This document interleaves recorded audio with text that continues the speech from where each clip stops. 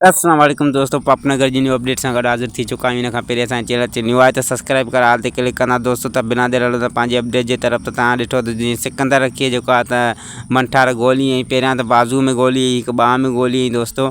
बाद में हू वापसि वञी रहियो हुयो त जेको आहे सिकंदर माना जज़्बाती थी करे ऐं हुन ते माना हथियार सिधो कयो ऐं हुन जेको आहे त मंठार हुनखे सिधी गोली हईं दोस्तों। त हू छा बची वेंदो या मरी वेंदो, त इहे तव्हांखे हिन नंढड़ी वीडियो में ॿुधाईंदासीं। वीडियो मुकमल ॾिसंदा दोस्तों। त जेको आहे सिकंदर खान खे त अस्पताल में दाख़िल कराए वेंदो, वधीक हुनजो नसीबु आहे त हू बची थो वञे या न दोस्तों।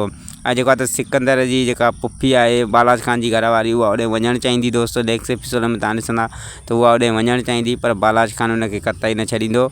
ऐं बालाज खान जी गैर मौजूदगीअ में जेका अगरि वई त हू हुनखे तलाक बि ॾेई सघे थो ऐं हुन सां पंहिंजो रिश्तो बि ख़तमु करे सघे थो दोस्तों। ऐं ॿिए पासे तव्हांखे ॿुधाईंदा हलूं दोस्तों त जेको आहे त नूरल जी दिलि रखण लाइ हुनखे जेको बालाज खान दिलासा ॾेई मोकिलियो। ऐं जेको बाद में जेको आहे त कमदार खे जेको हुन चयो बालाज खान त मां जेको आहे त ईअं मल्हार खे आज़ादु न कराईंदुसि, छो त मल्हार असांखे जॾहिं आज़ादु हुयो त असांखे ॾिसी दिलि में घुंज विझंदो हुयो ऐं असां सां हुनजी न लॻंदी हुई। हू असांखे सलाम बि न कंदो हो, त मां हुनखे उहा सज़ा ज़रूरु ॾींदुसि। ऐं ईअं एतिरो माना आसानी सां बालाजी खान चयो त मां मल्हार खे कोन छॾींदुसि, भली त हू अञा सज़ा काटे।